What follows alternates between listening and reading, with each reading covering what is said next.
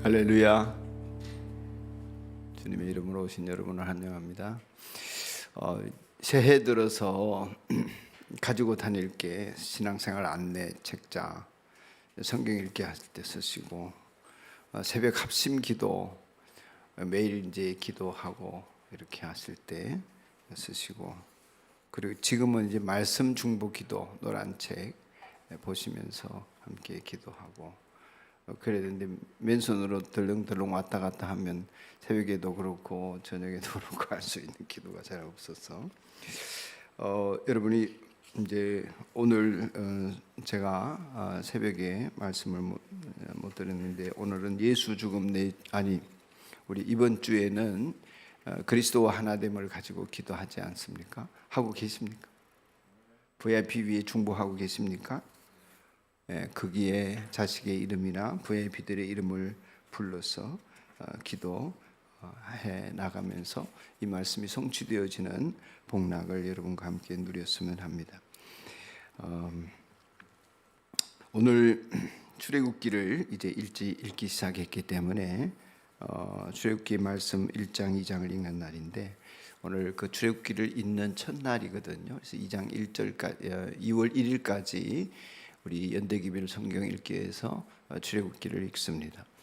이제 청년들 가운데서도 성경 읽는 청년들이 있고, 또 성도들이 성경을 뭐 띄엄띄엄 읽든 꾸준하게 읽든 읽으시는 분들이 계신데, 성경을 읽는 것 자체가 목적이 아니고 성경의 말씀에서 보화를 찾고 은혜를 받는 것이 목적이잖아요. 성경을 잘 모를 수 있잖아요. 그런데 그 모르는 내용 때문에 걸려 넘어질 수도 있고, 그런데 모르는 게 당연하다 이렇게 생각하시고 아는 것이 은혜다 이러면서 은혜를 받으려고 힘써서야 합니다. 그래서 이제 이 한 해 동안에 수요기도에 지나가면서 새벽에도 그 성경 읽기 연대기에 따라서 묵상의 말씀을 전하겠지만, 수요일 날에도 성경 개괄적인 내용들을 좀 전하고자 합니다. 그래서 오늘 이 시간에는 출애굽기의 전반적인 내용을 이제 2월 1일까지 읽게 되어 있는데, 출애굽기의 개요를 좀 말씀을 드릴까 합니다. 읽으신 말씀은 출애굽기 3장 7절로 8절인데 한번 성경책을 찾아서 읽어 보십시다. 여러분들이 여기에다가 몇 가지 기록해 놓으시면 좋을 것들도 있고 해서 성경책을 한번 보시기 바랍니다. 출애굽기 3장 7절로 8절. 제가 7절 읽고 여러분이 8절 있습니다. 시작. 주님께서 다시 말씀하셨다. 나는 이집트에 있는 나의 백성이 고통받는 것을 똑똑히 보았고 또 억압 때문에 괴로워서 부르짖는 소리를 들었다. 그러므로 나는 그들의 고난을 분명히 안다.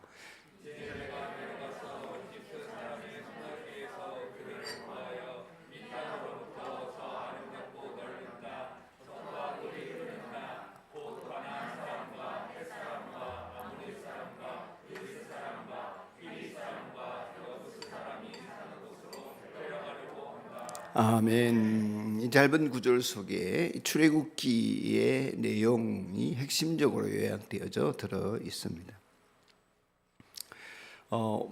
모세 오경이라고도 불리지만 이제 그 학문적인 표현은 아니고요. 학문적인 표현은 율법서다 그러는데, 창세기, 출애굽기, 레위기, 민수기, 신명기 이 5권의 핵심 책은 뭐라고 했습니까? 레위기입니다. 구약 성경 전체를 봐서도 가장 중심이 되는 책은 레위기입니다. 말라기에 보면은 내가 레위와 맺은 언약, 이 반복적으로 2장에 나오거든요. 레위와 맺은 언약을 파기하지 않으려고.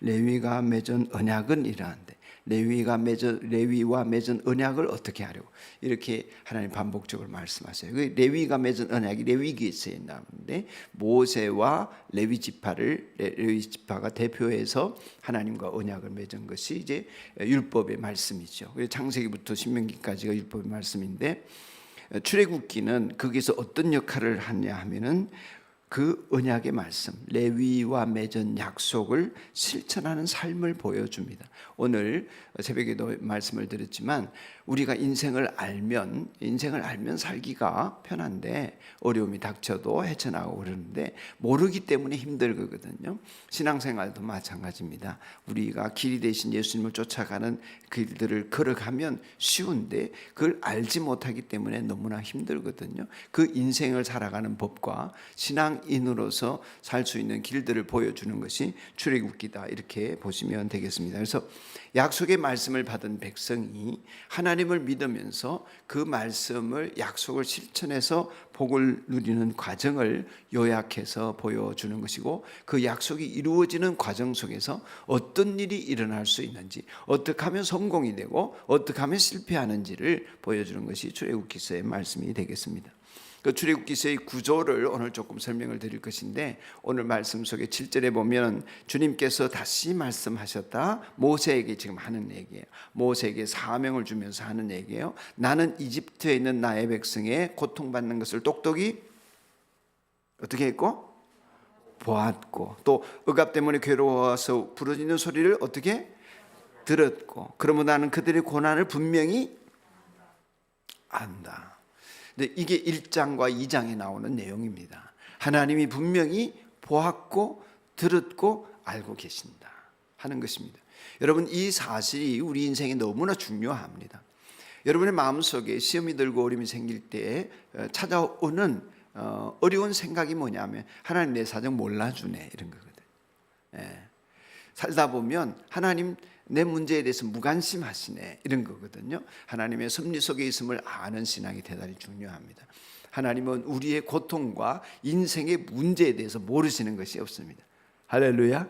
믿으시기를 바랍니다. 나의 모든 사정을 세포 하나하나까지, 머리털까지 세신 바 되시는 하나님이시다. 전지하시고 전능하신 분이시다. 그 하나님이 나를 위해서, 나를 사랑하셔서 나를 위해 일하고 계신다 하는 것입니다. 이 믿음이 우리에게 자리 잡을 때에 감옥에서도 찬송을 부르던 바울과 실라처럼 하나님을 찬양할 수가 있고, 순교하며 죽어가는 스데반 집사의 자리에 있을지라도 하나님 앞에 주 예수여 영광을 받으시옵소서 찬송하면서 하나님 나라를 향하여 갈 수 있는 믿음의 사람이 되는 것입니다. 내가 백골이 되고 진토가 되어서 땅에 없어지더라도 하나님은 나의 전 존재를 통하여서 영광을 받으시고 전 존재를 하나님 나라 위하여 쓰려고 하시는 분이시다. 이 믿음을 가지고 영생에 이르는 우리가 되기를 축원합니다.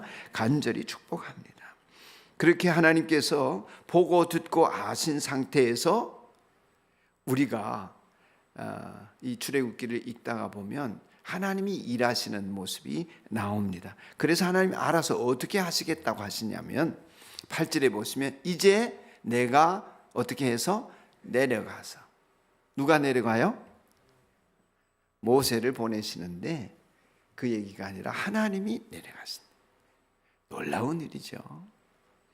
하나님이 우리들 가운데 오신대요. 내려가서.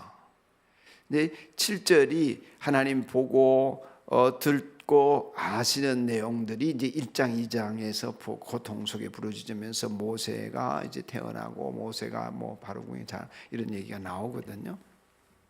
근데 하나님이 이제 내려오신다는 거예요. 임재하세요. 지금 그래서 내려오신 거예요. 출애굽기 3장부터 11장까지는 하나님이 역사 속에 개입하는 장면이에요. 하나님이 내려오신 거예요.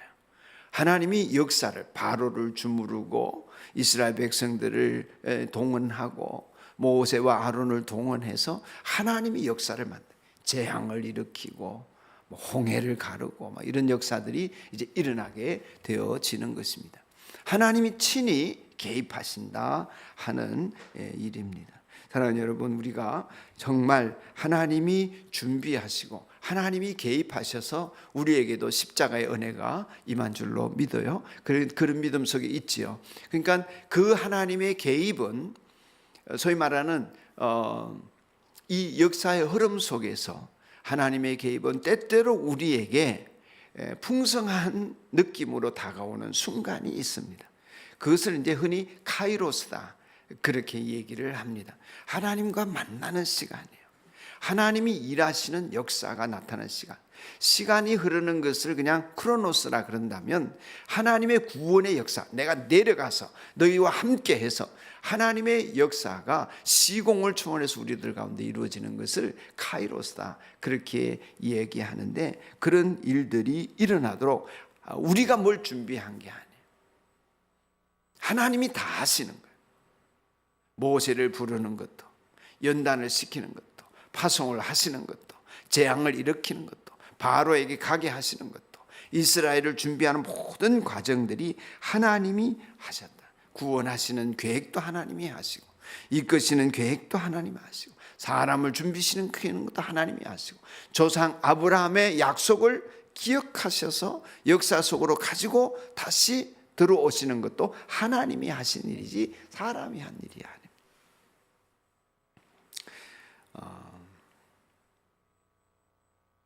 나는 주님과 함께할 의사가 없었지만 하나님이 내 인생에 개입하신다. 이거 우리의 믿음입니다. 선행하는 은총이 있어요. 나는 딴짓하고 딴 노래 부르고 딴 데 가서 룰루랄라 하고 있는데 하나님이 내 인생에 개입하셔. 사람을 보내시고 역사를 일으키시고 깨달음을 주셔서 나로 하여금 하나님의 구원 계획 안으로 들어오게 하시는, 그 계획 속에 찾아오신 주님께서 우리로 하여금 하나님의 뜻을 따라 살게 이끌어 주신다. 이게 이제 11장까지 보여주는 내용입니다. 혹여 여러분들이 자녀나 물질이나 건강이나 사고나 여러 어려움을 겪게 되다가 하나님을 찾는 일이 있지 않습니까? 사람들은 잘 될 때보다 어려울 때 찾거든요. 그래서 1장 2장에 어려울 때 하나님께 부르짖는 그 백성들을 하나님 내려가서 이제 만나주시고 하나님의 구원의 계획이 성취되게 하십니다. 내려가서 그랬다면 이집트 사람의 손에게서 그들을 구하여 하는 것이 12장입니다. 6월절 얘기가 나와요. 구하여 내십니다. 어린 양의 보혈의 피로, 지난 주일날 말씀을 어린 양 예수 그리스도 말씀을 참고하시면 되겠습니다. 죄로 말미암아 사망이 이르되 죄값 때문에 죽어가는 영혼들을 하나님이 살려주시고 건져내십니다. 수많은 사람들이, 장자가 죽어가는 속에서 이스라엘 백성들은 살아남게 되어집니다. 이 보호를 어린 양의 피로 우리를 보호하심처럼 우리가 다음 세대와 믿음의 사람들을, 자녀들을 보호하는 부모의 역할을 잘 해줘야 그 죄의 문제를 해결받고 살아가는 우리 자녀들이 될 수 있고 믿음의 대도 이어갈 수가 있는 것입니다. 그렇게 이제 주님께서 내려오셔서 구하여 그 다음에 뭐라고 했습니까? 맨 마지막에 보면 가나안 사람, 젖과 꿀이 흐르는 땅, 가나안 사람 7부족이 사는 곳으로 데려가려고 한다. 13장부터 40장까지는 데려가는 장면들이 나오는 것입니다. 그 데려가는 장면 속에는 하나님이 우선 홍해를 건너게 하세요. 그건 우리가 영적으로는 뭐에 비유합니까? 홍해를 건너는 게 세례를 받는 거예요. 그러니까 우리 인생의 신앙적으로 영적으로 보면 이집트는 세상이에요. 홍해는 세례예요. 가나안 땅은 하나님 나라예요. 거룩한 백성입니다. 그 중간에 홍해가 있습니다. 세례를 받아야 하는 거죠. 하나님이 어떻게, 하나님의 백성으로서 하나님의 백성들이 어떻게 살아야 될지 분명한 질서를 알려주십니다. 너희는 가만히 있어, 이렇게 얘기하죠. 너희는 가만히 있어 오늘 주님께서 너희를 위하여 행하실 일을 보라. 이게 세례를 받는 일이에요. 그러면 이후의 삶은 내가 어떻게 살고 이랬던 인생에서 주님이 내 인생에 뭘 하시나 이걸 주목하고 그 길을 따라가는 사람이 되어지는 것입니다. 그게 세례의 언약이에요. 세례를 받는다고 하는 것은 그냥 믿음을 가졌기 때문에, 예수님을 영접했기 때문에 받는 의미보다 훨씬 깊은 영적인 의미가 있습니다. 그래서 신앙생활 하면 할수록, 가면 갈수록 이 세례가 더 깊이 깨달아지고 더 많이 감사되어지고 이것이 놀라운 은혜로 점점 크게 다가오는 것입니다. 세례는 한때 지난날 과거의 어떤 순간의 정점에서 일어났던 의식이 아니라 나를 살게 하여 하나님의 모든 구원의 온총의 시작이자 완성이구나 하는 것들이 이제 점점 깨달아지게 될 것입니다. 그렇게 해서 하나님의 백성들이 이제 광야로 나아가게 됩니다. 그래서 13, 14장이 홍해를 건너가려면 15장부터 18장까지는 광야의 연단, 뭐 별의별 일들이 많이 있고 전쟁도 벌이고 막 그렇게 하는 것이고 막 배고프다, 뭐 목마르다, 뭐 이러면서. 여러분 오늘 새벽에 좀 말씀드렸지만은 모세 훈련에 있어서 광야 훈련이 대단히 중요한데요. 가정교육 다음으로 중요한 것은 광야 훈련이라고 보는데, 자기를 부인하고 자기 십자가를 지고 주님을 따르겠다는 사람들이 실제로 딱 부닥치면요, 원망 불평 그냥 쏟아내거든요. 물 없다고, 배고프다고, 고기 먹고 싶다고 막 이러잖아요. 노예 근성을 버리지 못하고. 이런 것이 우리예요. 그러니까 이거는 홍해를 건넜다고 되는 일이 아니에요. 세례받았다고 우리의 체질과 성정들이 바뀌어지는 것이 아니고 성품이 달라지는 것이 아닙니다. 그래 되면 얼마나 좋겠습니까? 한번 하루 저녁 팍 불 받고 막 성령 충만하면 완전히 딴 사람 돼가지고 그냥 하였던 사람이 파래지고 말이죠. 그러면 얼마나 좋겠습니까? 그렇지 않고 벗겨내야 돼. 제가 옛날에 그 태안에 기름 막 번복되었을 때 우리 집 사람하고 교육자들 매치하고 이렇게 가서 봉사한 일이 있거든요. 수건 한 장 들고 온몸에 기름 번복이 되도록 하루 종일 기름을 닦아냈는데, 그러면 기름을 닦아내도 또 나오고 또 나오고 또 나오고. 우리가 그런 거예요. 죄를 씻었다 싶은데 또 우러나오고 또 우러나오고 또 우러나오고. 이제 좀 내가 착해졌지 싶은데 또 악하고, 용서했지 싶은데 또 미워지고 막 그런 거예요. 반복적으로 되어지는 것이거든요. 우리가 죄 용서는 순식간에 받고 세례는 순식간에 가능하지만은 거룩한 삶을 사는 것은 지난한 성화의 과정이 필요합니다. 연단의 과정이 필요한 것입니다. 어느 날 성령이 임해서 한꺼번에 달라지는 것이 아니라, 그래서 하나님의 정신과 하나님의 마음과 하나님의 기준과 성경의 가치관과 이런 걸 속속들이 내 생각과 바꾸어야 돼. 치환을 해야 합니다. 그래 여러분, 자녀 교육은 어떻게 하고, 밥은 어떻게 먹고, 숟가락은 어떻게 들고, 잠은 어떻게 자고, 일어나는 거 어떻게 일어나고, 하나님 말씀대로 하나요? 몇 시에 일어나라고 했나요? 하나님 말씀대로 안 하잖아요. 안 하거든요. 그거를 이제 조정해 나가는 거죠. 그게 순종이라 그러고, 그런 과정을 통해서 우리가 근사해지는 거예요. 예수님을 닮은 한 사람 한 사람으로 만들어져 가는 거예요. 그래서 이제 데려가려고 한다 하실 때 데려가는 과정에서 주어지는 게 성막이에요. 25장부터. 그러니까 출애굽기는 굉장히 많은 분량이 성막을 짓고 그것을 재료를 설명하고 막 이런 데 쓰거든요. 그 핵심이 뭐냐, 레위기와 관련이 있어서 그런데 핵심이 뭐냐 하면은 문화가 되어야 된다. 일어나서 잘 때까지, 자면서도. 일어나면 어떻게 해요? 동쪽을 향하여 열린 성막의 문을 열고 떡상을 바꾸고 예배를 드리고, 또 저녁에는 어떻게 돼요? 해가 지는 쪽을 향하여 문을 닫고 또 예배를 드리고 또 이렇게 하고, 그런 일일이 몸에 배이도록 완전히 하나님을 경외하며 하나님 중심으로 사는 삶이 완전히 인이 박히도록 그렇게 살도록 훈련을 하시는. 그래서 가나안에 들어가게 하시는 거죠. 그래서 여러분 여기 모태신앙이 있으신데, 모태신앙의 축복은 뭐냐 하면은 이게 어릴 때부터 몸에 배이는 거예요. 그래서 갈등하지 않아요. 주일날 예배 갈까 안 갈까 이런 갈등 안 해요. 제대로 컸을 때 얘기해요. 주님으로부터 어머니 아버지로부터 믿음을 잘 전수받았을 때의 얘기예요. 헌금을 하는 거 두렵지 않아요. 두렵지 않아요. 주님을 위하여 시간 쓰고 모이는 거 이런 거 두렵지 않아요.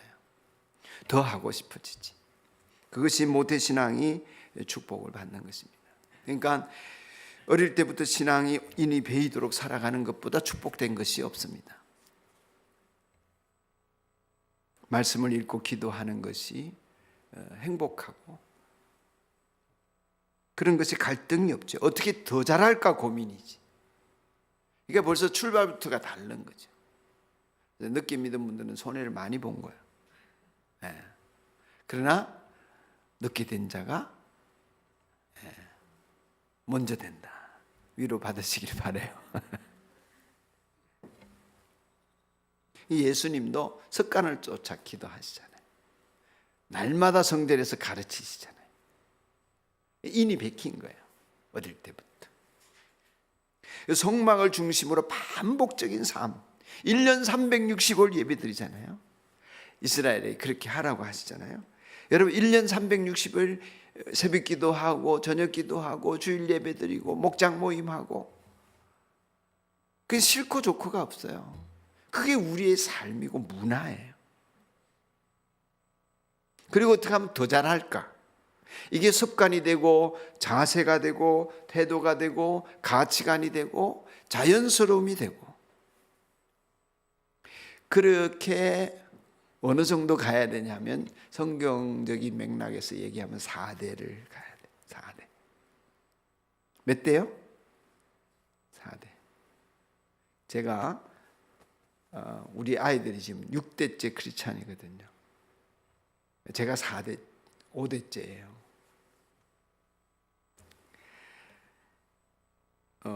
바울이 내일 새벽의 말씀인데 바울이 디모데에게 내가 너에게 전해 준 것을 충성된 사람에게 전하라. 그들이 또 다른 사람에게 전하리라 이러잖아요. 그게 바울, 디모데, 충성된 사람, 또 다른 사람. 이게 4대예요.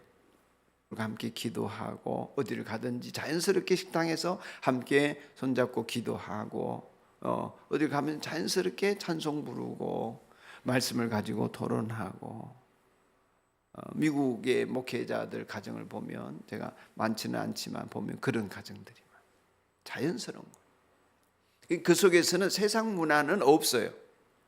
없어요. 세상 문화는 없다니까요. 잘 몰라. 텔레비전도 잘 안 보고 알 필요도 없어요. 뭐 뉴진스가 어떻다고 알면 여러분 뭐 하겠어요? 목사님이야 설교를 위해서 좀 안다 하더라. 별로 없는 거예요. 시대에 뒤떨어진다 아니에요. 하나님 중심으로 살면 앞서가요. 그들이 줄 수 없는 것을 줄 수 있습니다. 설교를 목사가 원고 없이 하면 이렇게 잔소리가 늘어납니다. 그렇게 해서 13장부터 40장까지 하나님 나라의 백성으로서의 문화를 만들어가는데 완성이 되죠. 그게 출애굽기예요. 읽으실 때에 그 구조 속에서 읽으세요. 아, 하나님이 지금 내려오셨구나. 하나님이 모든 것을 이제 이끌고 가시는구나. 데려가시라는 과정 속에서 광야의 훈련이구나. 아, 이것은 신의 산에서 훈련을 하시는구나. 성막을 통하여서 일상으로 만들어 가려고 하시는구나. 그 맥락에서 이제 디테일한 것을 보시면 되시겠습니다. 사랑하는 여러분, 출애굽기가 우리에게 보여주는 것은 하나님의 구원을 향한 열심이 우리가 구원 얻고자 하는 열심과는 비교가 안 된다. 우리는 생각조차 없었다. 약속을 기억지도 못했고. 그러나 하나님 기억하시고 보시고 들으시고 하신 상태에서 내려오셔서 우리를 구원하시더라. 오늘 여러분의 생애에 그 하나님의 섭리가 있음을 믿습니다. 주가 일하고 계십니다. 내려오신 하나님 찬송합시다. 주가 일하신